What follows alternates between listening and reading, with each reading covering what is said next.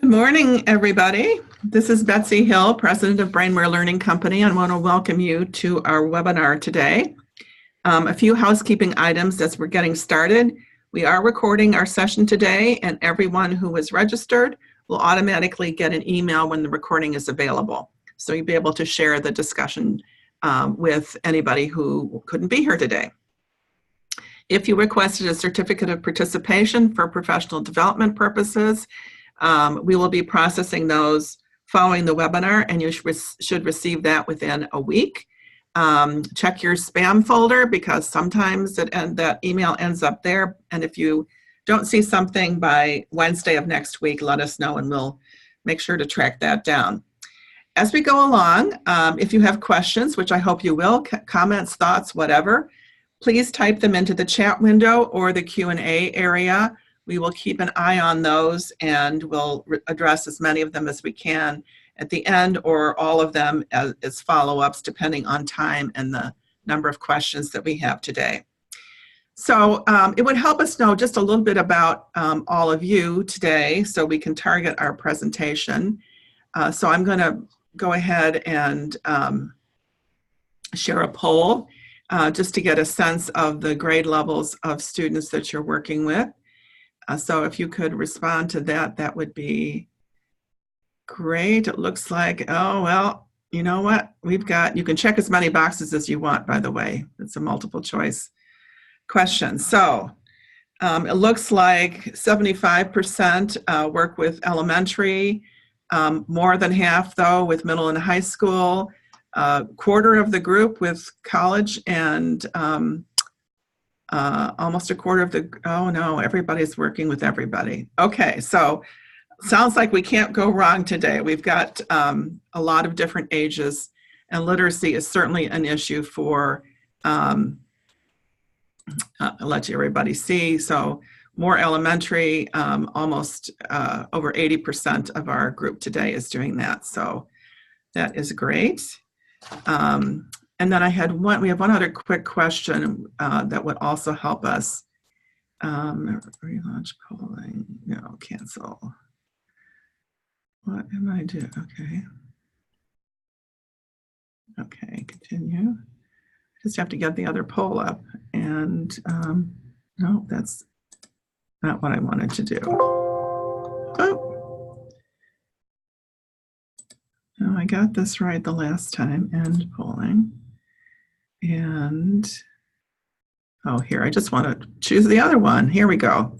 So this is really trying, excuse me, to get a little sense of what some of the biggest challenges that your students face and that you are focused on as an educator trying to help them. And, okay, it's absolutely unanimous so far.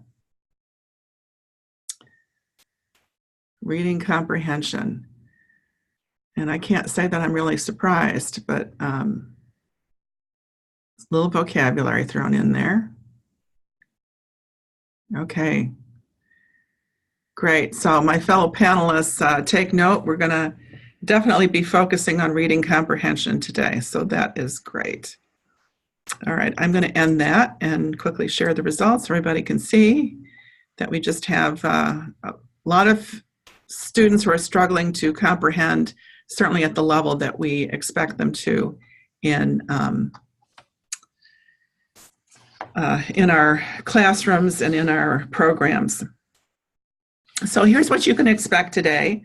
I am really excited about sharing LiteracyPlanet with you. The program meets the criteria that we have for any program that we work with, including the fact that it has a strong evidence of its impact on student performance, which we'll be sharing with you, incorporation of the best practices of digital game-based technology, and the application of key neuroscience concepts in developing cognitive skills related to reading and other language arts. I could tell you a lot more, but I'm not going to do that. I want to get us quickly as we can right into the adventure, since we're going to try and share how much of an adventure literacy can be. We have three wonderful educators as our presenters today. First is Charnel Jackson, who has more than 35 years of experience in using data to improve instructional ability of teachers to meet every student's individual learning needs in all content areas. And that's a tall order, but data can help us do that, as she will share with us. She has been a classroom teacher, a literacy specialist, a math specialist, a STEM specialist, a NASA master teacher and administrator, a state educational technology director, and much, much more.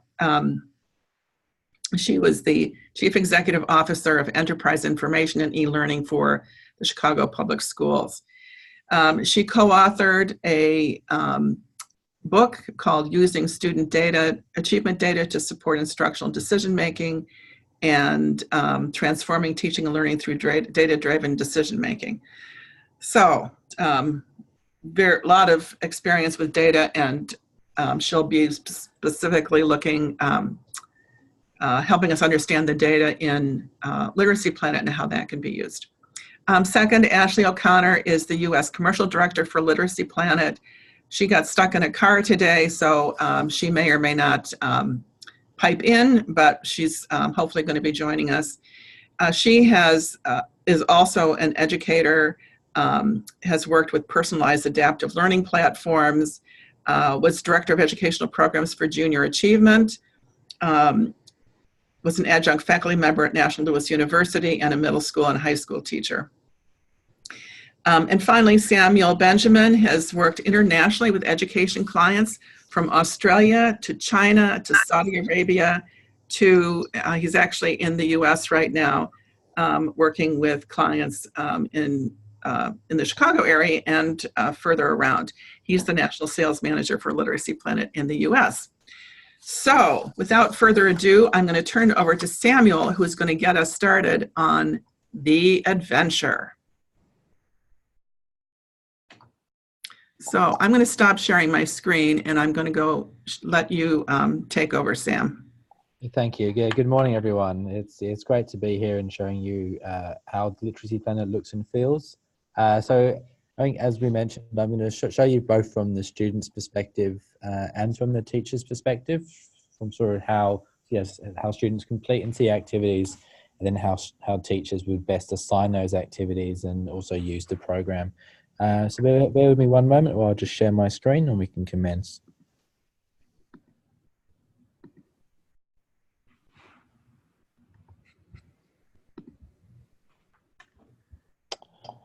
Perfect. So I've logged in as a student to begin with, and just so you can we can get an initial view of how the activities look. If you want a bit of background into what LiteracyPlanet is, it is an online literacy program that covers multiple subjects within literacy. So we have content on grammar, on comprehension, on reading and spelling and writing and phonics and sight words. So it's quite unique that it covers so many different areas within literacy, and that the content goes from K to 10. So it offers schools and teachers a strong ability to differentiate, to really go up and down the scale where needed. And it can be used within the classroom, homework, and also independently as on a more personalized learning plan for the student. But what we're looking at the moment is a student we've assigned 4 exercises for. So I want you to open up on this so we can see how the students would experience it and how they would navigate the program. So we can see here that it's the 12th of March, we've allocated the students 4 exercises to complete. I won't go through all of them, but I know everyone said comprehension was a main area of interest, or a main area their students need improvement on. So I'll show you sort of how a LiteracyPlanet comprehension exercise looks. So NIMS Island, for example. And when the student clicks on here, it will go straight through to the exercise. And this is our NIMS Island exercise. And you can see this is set at a grade 4 level. And the way our educators have designed our comprehension is, I guess we're not really looking to replace conventional reading. What our objective is here is to have a sort of a shorter but highly engaging text that can be completed within a classroom environment. So when I say that it only takes 25 to 30 minutes, that's why we're going to have the reader or all the text only about 3 to 4 pages long. It does progressively get longer once we go up to the secondary grades, and also it does get shorter once we go back down to lower primary or lower elementary.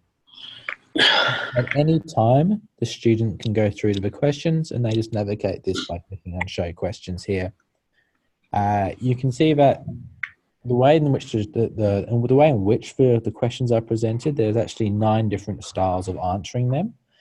For this example, this is a cloze exercise, but we wanted to have lots of different mediums for students to answer questions. I guess we don't want it to be repetitive, but also have lots of different engaging ways students can interact with the program. I guess one of the main areas of how we've developed our comprehension is by having a different question on a comprehension strategy. So ideally there are 12 questions, and each question is based on a different strategy. So for example, this is our first question, and this is here the student has to understand the main idea of the comprehension exercise. I'm just going to have a quick guess at the answer.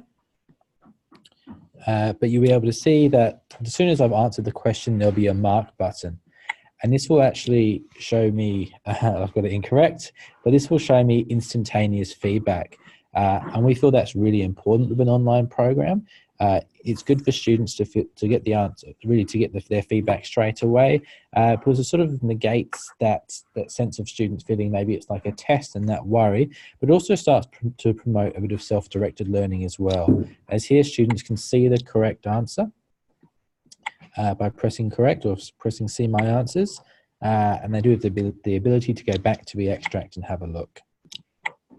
On this certain situation though, the student can't have another go, because the reporting that the teacher is going to have after this is going to actually list that here Sam has got the main idea question wrong, and also what answers I put where. So when we go through the reporting a bit further down the track, that's when we can show you the answers can get quite granular, so be able to see exactly where a student's going wrong or right. From here, the student is quite intuitive for the student. You know, there are directional arrows, and students will just progress through the exercises. Again, if we answer, this is a multiple choice exercise, there'll be instantaneous feedback. And you can see that the strategy is listed here as well. One actually quite unique thing which I'll mention is, if everyone can see the blue background, so I think we've gone with the ice blue for the last couple of years, we've made it so that every exercise above grade 1 now has this same background as well. And that's been actually quite important, especially for classrooms which are probably a bit more differentiated. Here we can have maybe this grade 4 class, but students completing grade 3, 4, 5, 6 exercises all sitting next to each other, and there's no indication to the student what level they've been set to, but we made all this background and all the graphics sort of the same, and that's quite powerful, because we don't want students feeling demotivated if they're a few years ahead, or even if they're a few years behind, and if they even are ahead, and maybe a distraction as well. So that's a quick overview of how the comprehension looks and feels. What I'll also quickly show you is one of our grammar exercises. I know no one really chose grammar, but grammar is still a very large part of the program. So this exercise here is connectives. What we have done for grammar is we provide a short description, or sort of more of a lesson on what the concept is. So in this case, what is a connective? And then we'll provide to the student some examples as well. Whenever the student's ready, they can go through to the questions. And again, in that similar background to comprehension, there'll be 8 to 10 questions really on this exact concept. We have really introduced a huge amount of grammar content now, so there's thousands of questions across the different grade levels. But here, students have to choose the appropriate connector to complete the sentence. So Peter fed the chickens, and Rose fed the fish. So here, if I get it correct, again, I'll get that instantaneous feedback. And Sam, I just want to chime in a little bit here, because mastering and really being able to use those connectives also plays a big role in comprehension, so that students understand that two phrases can be related to each other, and that the way that they're connected has has meaning. So this is one of those kinds of things where it's not just, to me, pure grammar. It's not about where you place the comma. It's also really about contributing to comprehension skills. Oh yeah, I 100% agree, and I think building on what you just mentioned, I guess what we've seen in our data and reporting, and especially looking at how students have improved from using the program, it's actually using a combination of subjects across their lesson plan. So rather than just, if a student has a deficit in comprehension, rather than just completing comprehension over and over again, we've actually seen far better results when students are really explicitly targeting those certain grammatical skills plus comprehension, maybe plus spelling as well, and doing a combination of exercises. That's really having sort of the best holistic improvement for them. So as I said, this is sort of how the content looks. What I'll quickly run through now is how the teacher sees the program. So it looks a little bit different to this, not as animated. So if I click onto the teacher mode, this will load the teacher dashboard. So this is how teachers can navigate the program and assign activities. So what we can see here is we can see the teaching side and we can see the management side. Teaching is used probably 95% of the time, and this is where we can, as we can read here, this is where we can find, we can preview, we can assign activities to our students. We also have a number of other options we can use. We're able to use the reporting. We can make our own spelling list within the program, and we can build exercise bundles, and that's great for future planning work maybe, or setting up homework to be released at a future date, which is, I've been told, very useful for teachers. But what I'll run through now is how to, I won't run through this in too much detail, but I'll just quickly run you through how easy it is to assign activities to your students and preview the work as well. So we have an area called Quick Assign. If I go through just to our search area, you actually see all the activities. So it looks a little bit busy at first, but all it's showing you is just there's, here are a couple of thousand different exercises, each of 10 to 12 questions that you have that you have access to. So what we would do is we would initially break our search down by grade level. So this is quite easy for teachers. But let's say we're just looking at grade 4 to 5 and press search, you'll see everything changes now. And let's say I was looking at reading comprehension. If I click onto reading, you can see we can then break our search down also by text type as well. And this has been really useful for, let's say, this quarter or this semester, we're working just on narratives. I can then highlight narratives and only narratives appear. As an additional step as well, we've also added in a search by a reading level. And this is useful if the schools may be using Lexals or Fontes-Pinnell or the PM benchmarking, where you can actually search by a level rather than a grade level. So again, we really are trying to make the program accessible and easy to use for teachers, especially if their class is quite widely differentiated. For example, if I click Lexile, I only want to look at 300 to 500 texts. I have that option as well. Here again, we can see all our exercises. So this is that NIMS Island which we saw before. So if I click into this exercise again, we're going to actually now come up to the allocation area. And here we can see my class. So if I wanted to choose an individual student to have access to this program, I just simply click their name. And like we saw when we first started, that would then appear in their taskbar. So it's really simple. Again, if I want to choose the whole class at once, I can click here as well. And lastly, what we can do as well as a teacher is we can break up these students into lots of different groups. That often makes life a bit easier if you might be just having a extension group or a differentiated group. You're able to pre-make those. For example, I've made 4 here. And let's say I just want to allocate this activity to my differentiated group. I can pre-make those students and then assign them that way. Again, this saves you a lot of time throughout the program as it's very easy to navigate and easy to use once you pre-made your groups as well. Lastly, from here, probably for more of the elementary teachers or students at that level, we do have the ability to use all of our comprehension activities and convert them into a running record. So here again, this is that NIMS Island text which we first went through. We can now print off a running record sheet which is aligned to all the major reading levelers, so including Lexile, Fontes-Pinnell, and PM. We'll have the number of words and the genre and the full running record as well. Again, the reason why we've done this is we're trying to make a lot of resources available to you really on the one platform. So all 600 to 700 of our comprehension activities have now also been converted into a running record.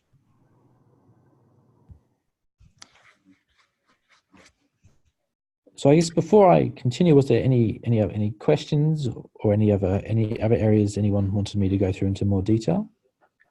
Well, let me see if there are any questions. I'm going to look at I don't see anything in the Q&A or the chat window. But what I was wondering, Sam, if you might, one of the really powerful things about LiteracyPlanet is that all of these activities are aligned to standards, all of the state standards and national standards. And I was wondering if you could maybe show how you would search for an activity based on a standard. No, definitely. So when we go back, I'll start at the beginning again. When we go back to our quick assign area, one of the other options, and this is quite a new feature of our program, is that as we're now used in over 55 countries, we've had to align our program to lots of different curriculum. And for example, here, if I click onto our standard search, we're actually able to, since we're based in the United States of America, is what curriculum we want to have the program aligned to, and then look at the content that way. So for example, we have Common Core, but then we also have all the different state standards. So let's say, we're currently based in Chicago, so let's say we're looking at the Illinois Learning Standards.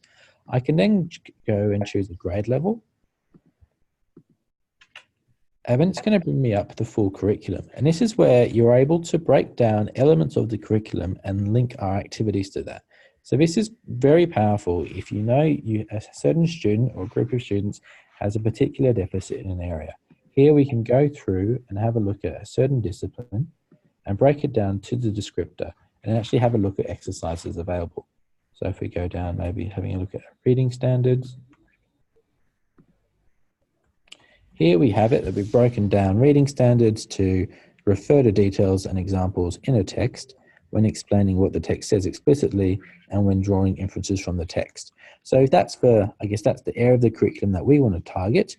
Here we've linked all of these activities to that exercise. So all the teacher would have to do is they would have to click on a certain exercise and then it would become available for them to assign to their students.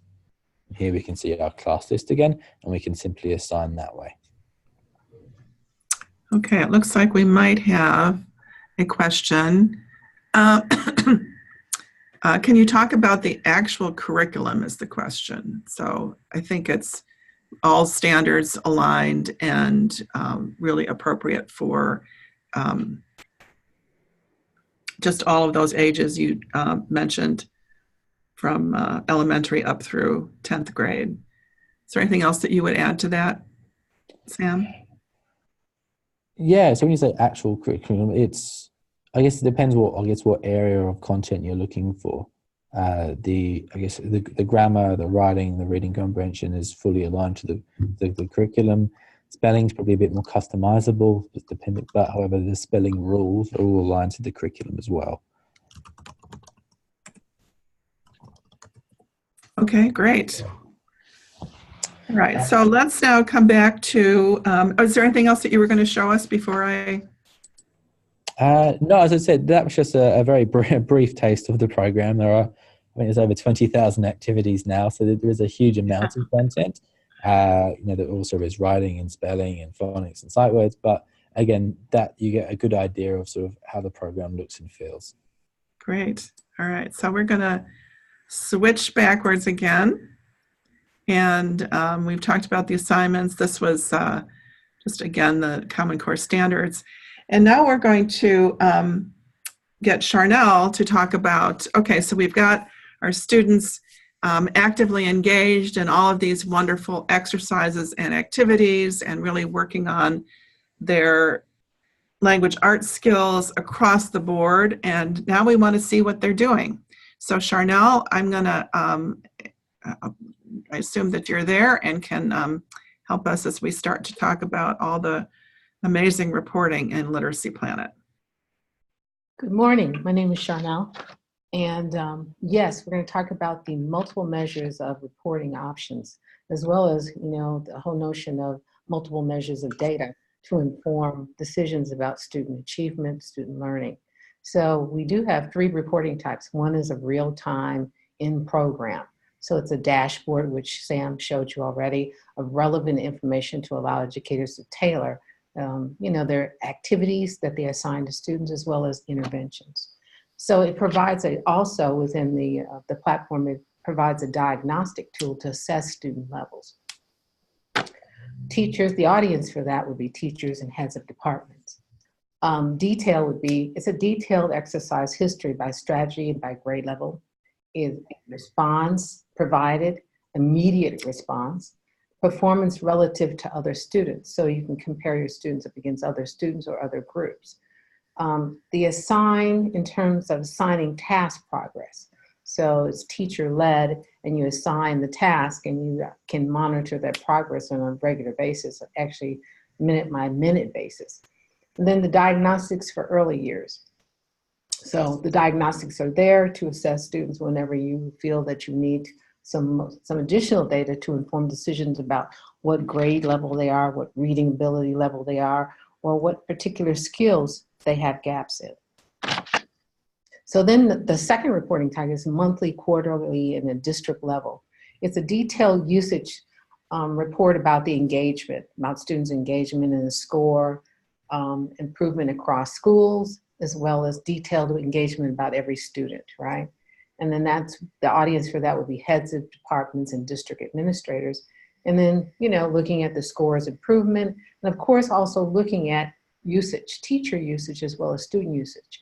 And when I speak to that, I'm talking about in terms of teachers assigning activities to students in terms of, as well as students engaging in those exercises, as well as there's another component, which would be student-led activities.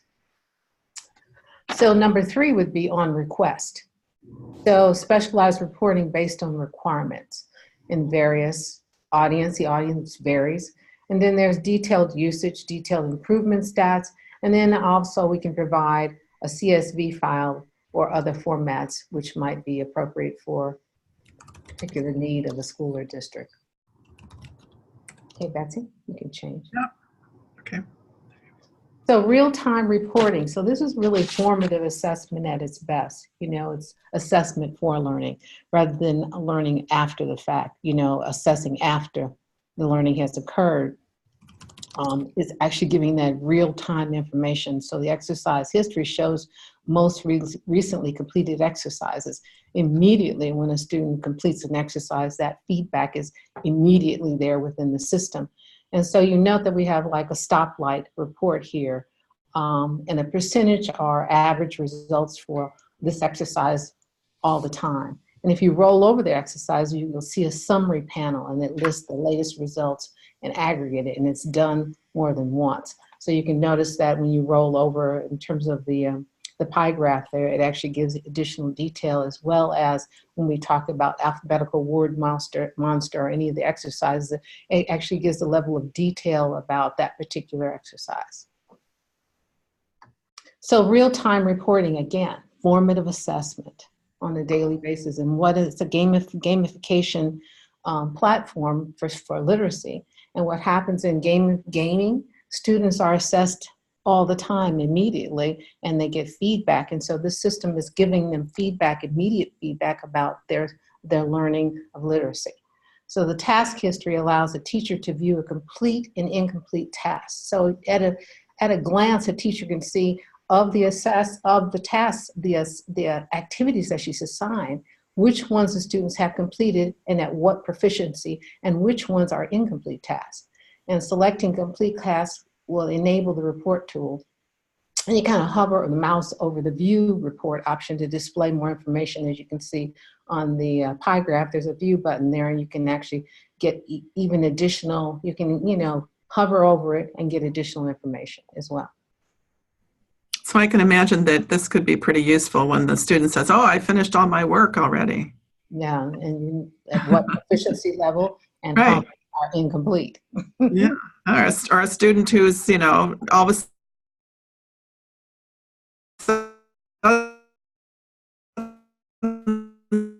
got 200% here. Time Isn't that reporting awesome? assigned task. You can see the student's first and last name, what they've done, and their average accuracy, which is their competency in terms of those particular activities that have been assigned to them. And then real-time reporting assigned task. Again, identifying what task has been assigned to a student. So if you look at a particular student and see that they actually the task summary, alphabetical word monster, it says custom spelling. You can see that these are spelling activities, and it's different ways in which to present these spelling activities. There's like 14 different ways in which a student can learn a particular skill. And so these are some of the, this is spelling, but there's a number of different ways in which that exercise can be displayed and the student can actually interact with it. And Yeah, of and course, also you're getting a lot of, and of course their latest accuracy with those particular exercises. right. And when you can drill down like this, you know, you can see that this student did perfectly in everything, but was struggling some in the memory game.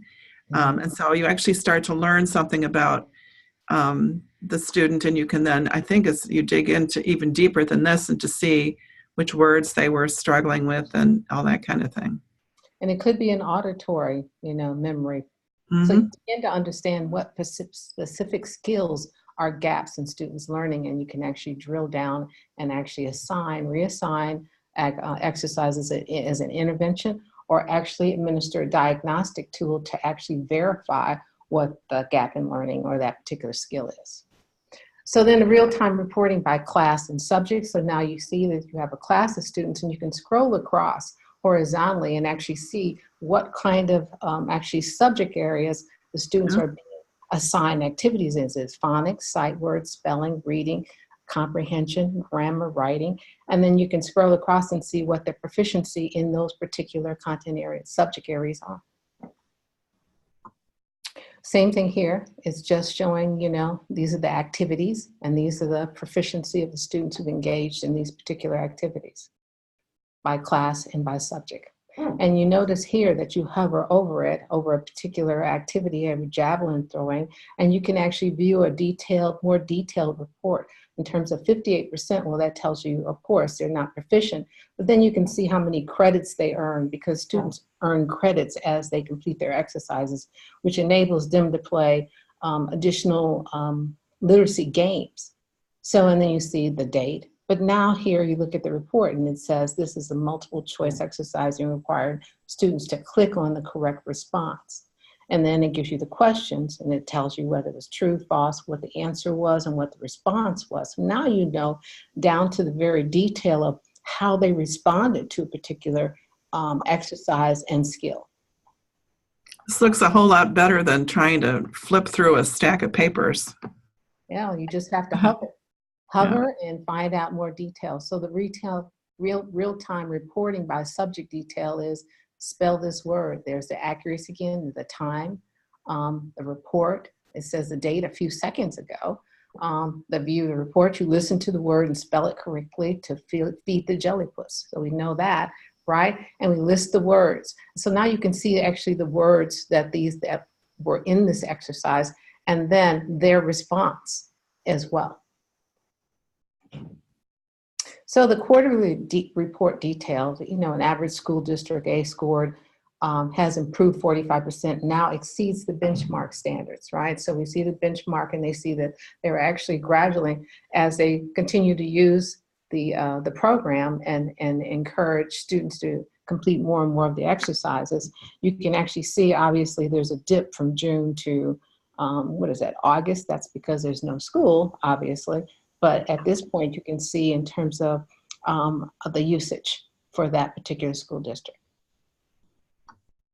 So then the quarterly report summary for a school district, pupil scores improve as more exercises completed. So with anything else, it's more exercises are completed, the better the competency is in terms of them getting accustomed to this kind of skill-based literacy, as well as that engaging in the activities. And then the most dramatic improvements are seen in below level students who are actually participating in the program based on the number of exercises they are completed. So But improvement across the board. So this is a wonderful, we always like things that we can help every student with.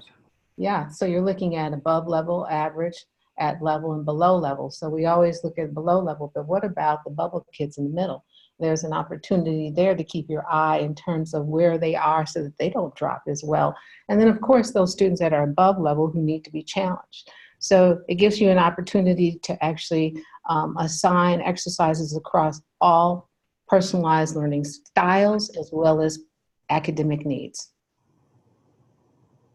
So the quarterly report summary, this is a student summary. So now we're looking at students started more than 450,000 of which 50,000 were assigned by a teacher. Over a 6-week period, there was an average of 10% improvement in spelling, reading, and comprehension skills. And this talks about 30 minutes per week usage is shown to improve literacy outcomes globally. And okay, so students completed the equivalent of like 23,000 hours of work, 2,500 hours worth of work assigned by their teachers, and all exercises are automatically marked, saving teachers hours of time, and only limited teacher training at this point. So it's a minimal amount of training to actually be able to, you don't need a class in data-driven decision-making to actually monitor your students in terms of how they're advancing, whether they're completing exercising, or whether they're proficient, or whether they need intervention or additional support along the way, such as administering a diagnostic, again, to identify what other we can verify the results of what we're seeing. Another thing that really strikes me here, Charnel, is the 23,000 hours of work, with 2,500 of those being assigned by teachers. So it means that actually that the majority of the work that the kids are doing, they're assigning themselves. They're working under their own drive and their own initiative and seeing these kinds of gains. Is that? Yeah, well, we see that in many cases, but we really want to focus in on the fact that this is actually teacher assigned exercises. Mm-hmm. It's actually teacher instruction. We don't want to take the picture that in terms of a good teacher assigning the appropriate exercises to students based upon their particular needs. Student created custom exercises, they can customize their own, and of course self-guided. But keep in mind that the most, in terms of the highest proficient we see is under teacher assigned exercises. Why is that? Because in many cases when kids are doing self-guided exercises, they're not challenging. They may not definitely be challenging themselves. They may be actually identifying some of the lower level exercises so that they can be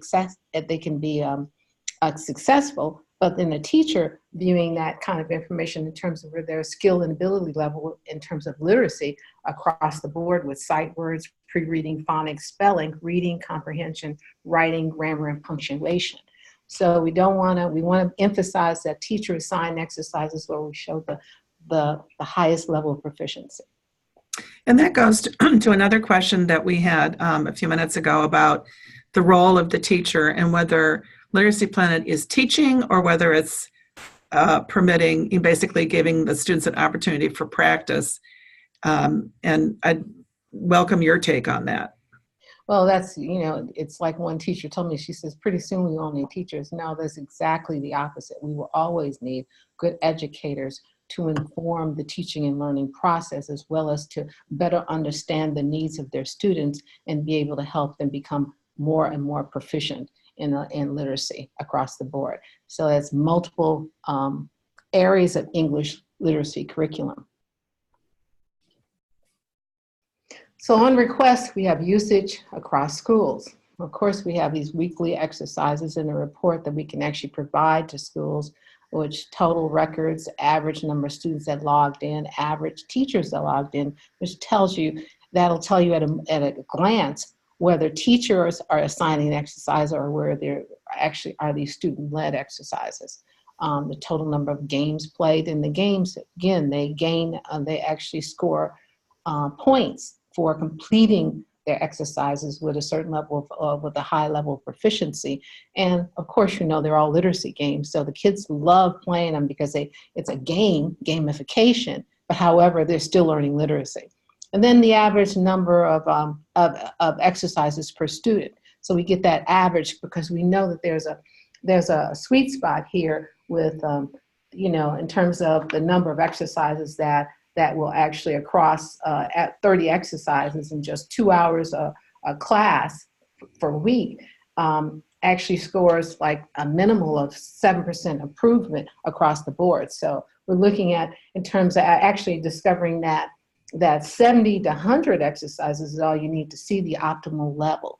But we don't want to stop at 7,100. We want to understand that, again, these exercises are 2 to 3 minutes. So they're not like, I guess, in terms of the grade level, when you increase in the grade levels, of course, some of the exercises are a little bit more lengthy, but 2 to 3 minutes. So when we talk about 70, 100 exercises for optimal results.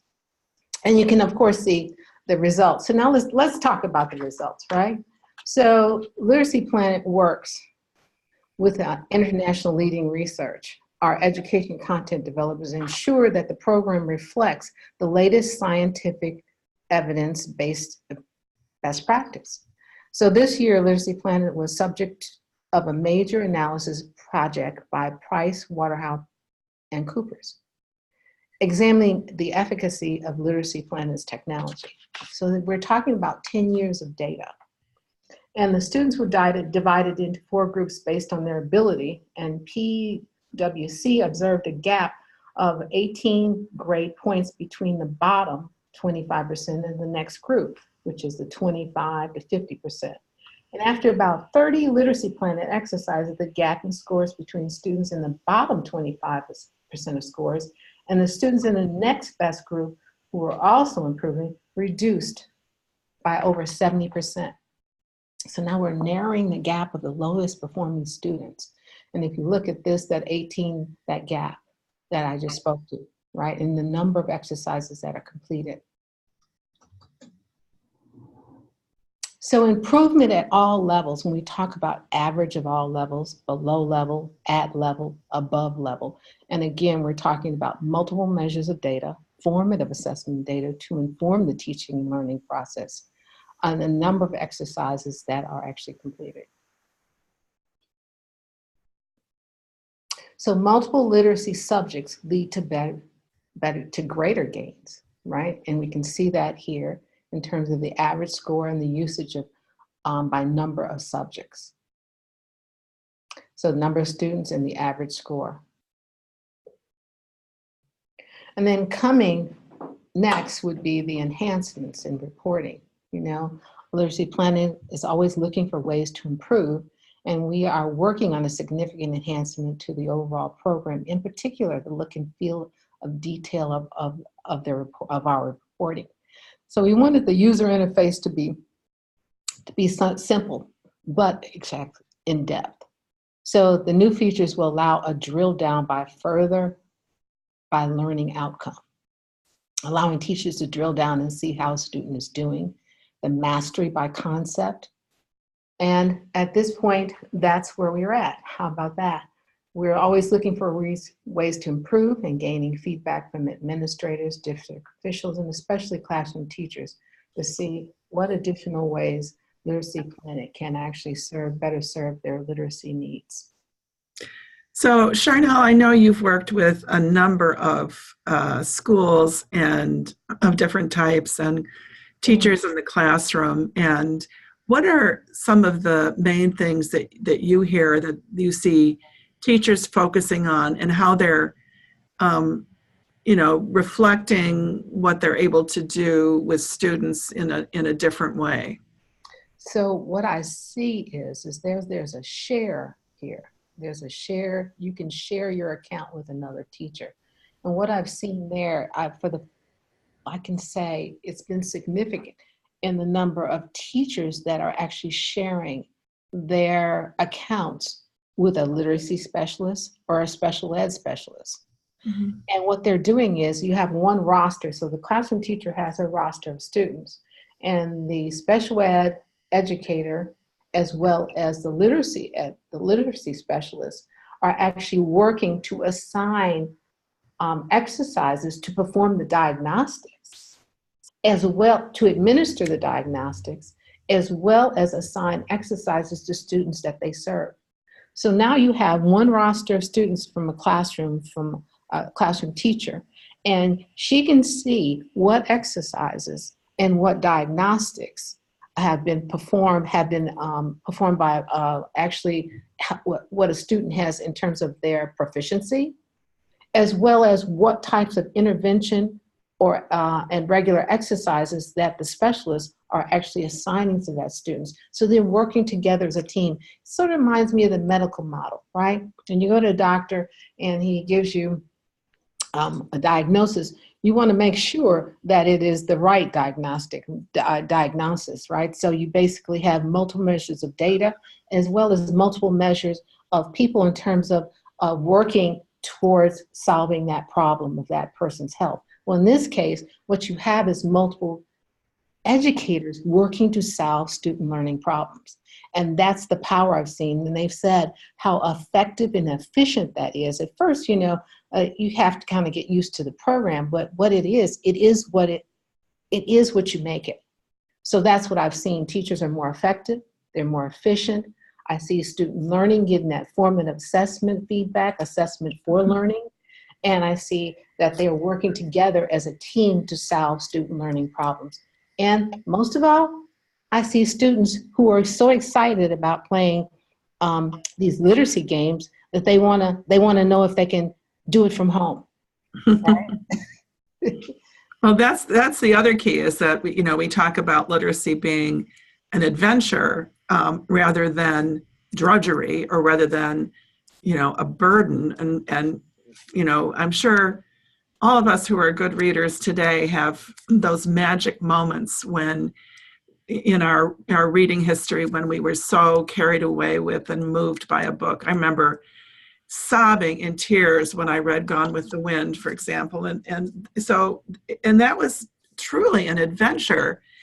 But I think so many kids miss out on that adventure today because we haven't figured out how to engage those who maybe struggle a little bit more, or you talked about reading specialists and things like that, that we haven't quite gotten them to the point where they're seeing literacy and reading as an adventure. But this allows them to engage in these video game type challenges that really get their brains working on those literacy skills.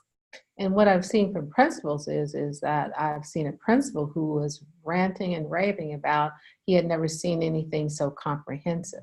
Now, of course, it's not, replacing everything in a school, it's supplemental. But at the same time, he says this covers all the foundational skills of literacy. And so for his meaning is that teachers don't have to go in multiple places. They can actually use this in conjunction with any program, any content, curriculum that they have in the school. And this can actually, sit on top of that and actually support that, or as well, it can be a foundational piece under which could be a launching point in terms of looking at sight words and pre-reading and phonics and spelling and reading comprehension. Reading comprehension. I want to say that because there are books within here. We don't want to take away that whole notion of reading a book and the power of that. And so it's reading and comprehension, and then writing and grammar and punctuation. So it's a pretty powerful program. The user interface, it takes, it's minimal amount of training and setup, truly.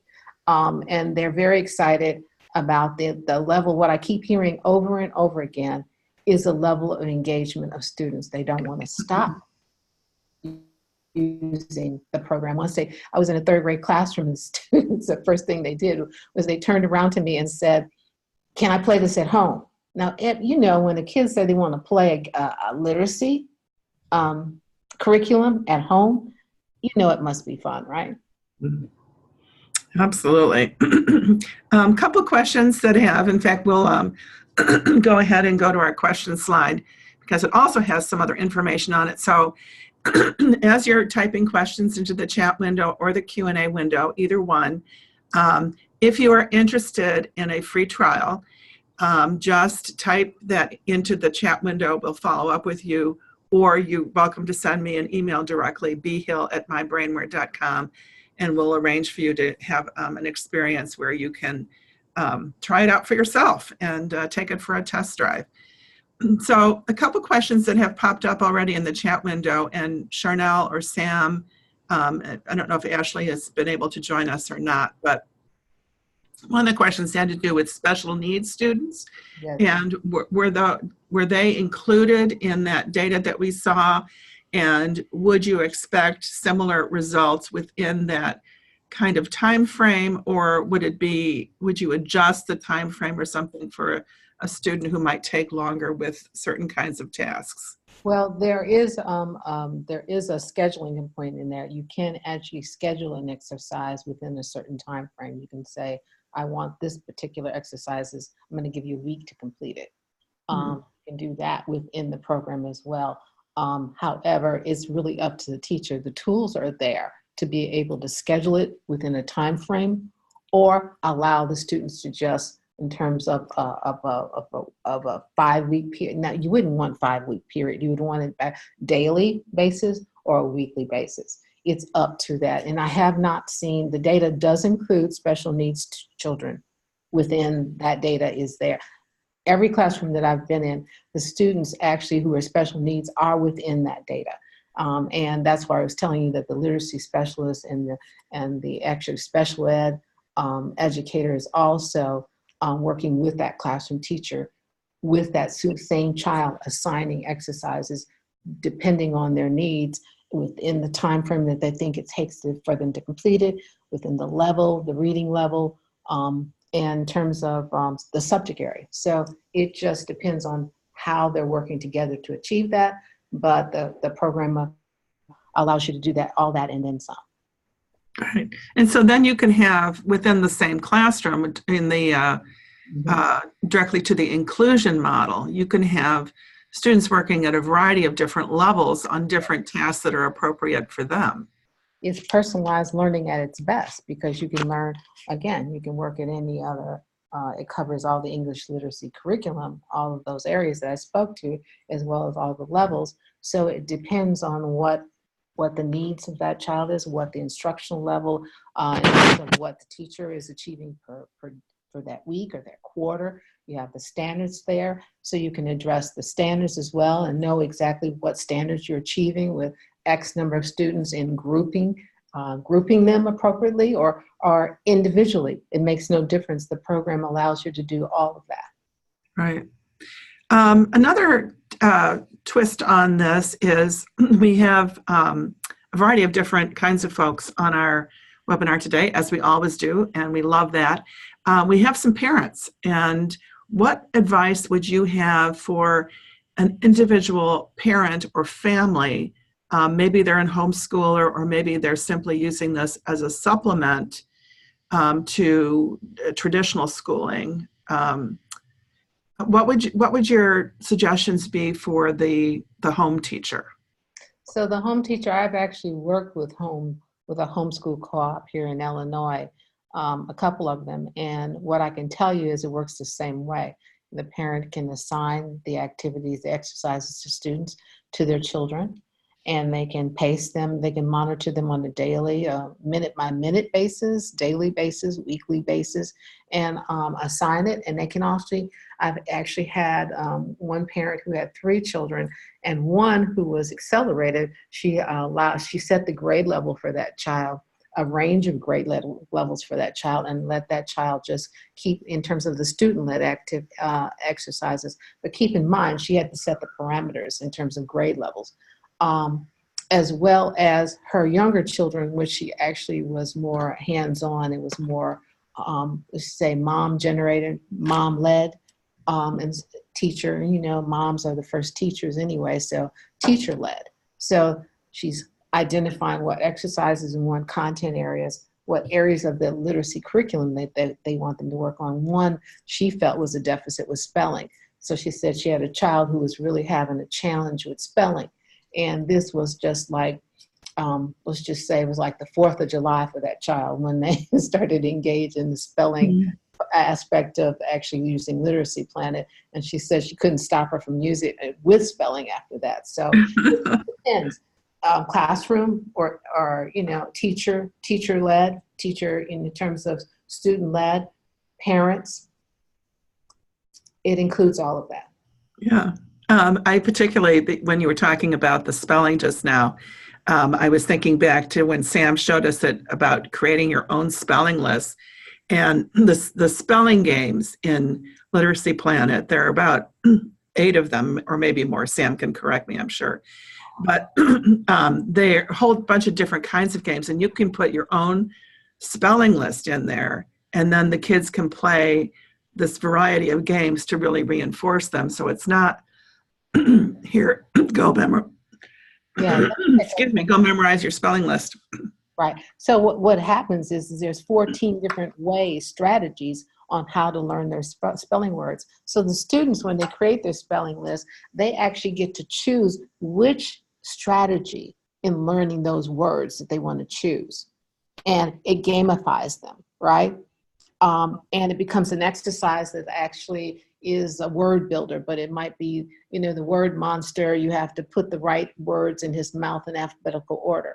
And then, of course, he burps if you put the wrong word in the wrong order. So kids like gross things. So, of course, burping is something they giggle about. They think that's fun. But at the same time, they're learning literacy. All right.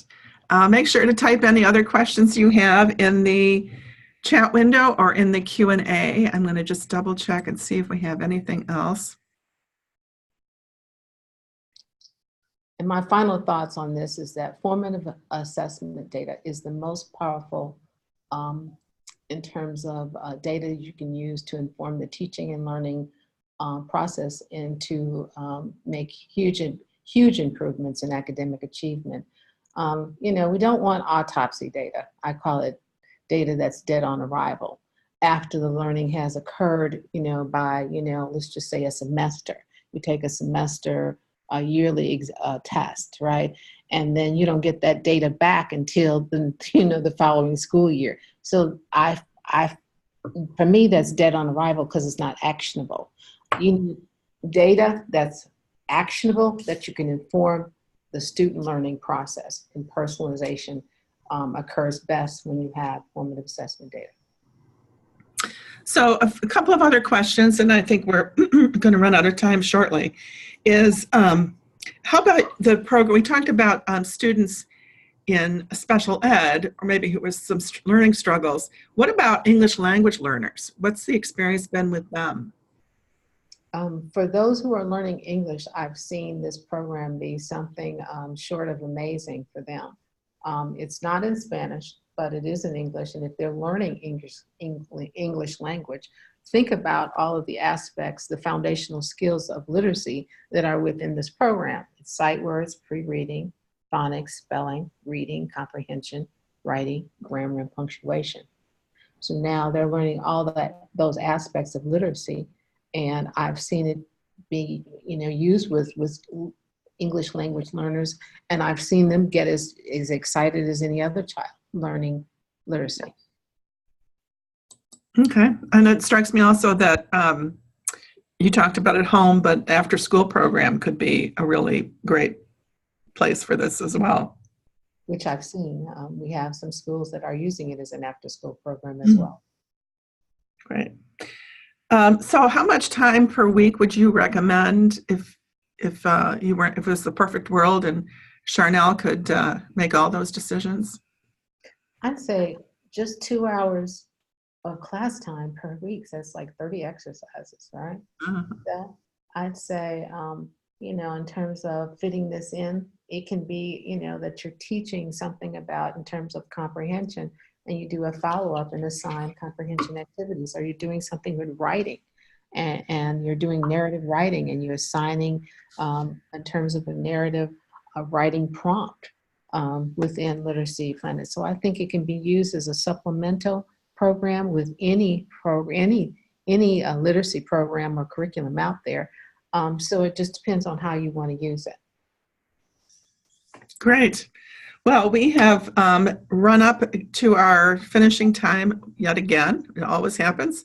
And want to thank Samuel and Charnel and Ashley for everything that they contributed to today's webinar. Really appreciate Charnel's particularly your expertise and insights as someone who's seen what data can do and how this can impact student performance. So here's our contact information. I can provide Charnel's as well. If somebody wants to be in touch with her, just email me and we will let you stay connected. These are, of course, a couple of neurons connecting at a synapse, and we'd like to stay connected just in that way with you.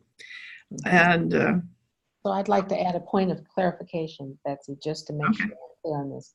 So the Pricewaterhouse-Coopers also discovered that 70 to 100 exercises was all you need to see the optimal level of improvement in students. And for teachers who are assigning 7 to 10 exercises a week, this corresponds to just half an hour of class time. How about that? Okay. So I'll end on that note. Nice return on investment, to use that terminology. Okay, great. Well, Charnel, again, thank you so much. Samuel, thank you. And thank you particularly to everybody who participated in our webinar today. We were delighted to see you. We hope to see you back at another one of our webinars. And we hope you all have a great day, great rest of the week, and maybe spring will come soon. Thanks again. Thank you. Thank you.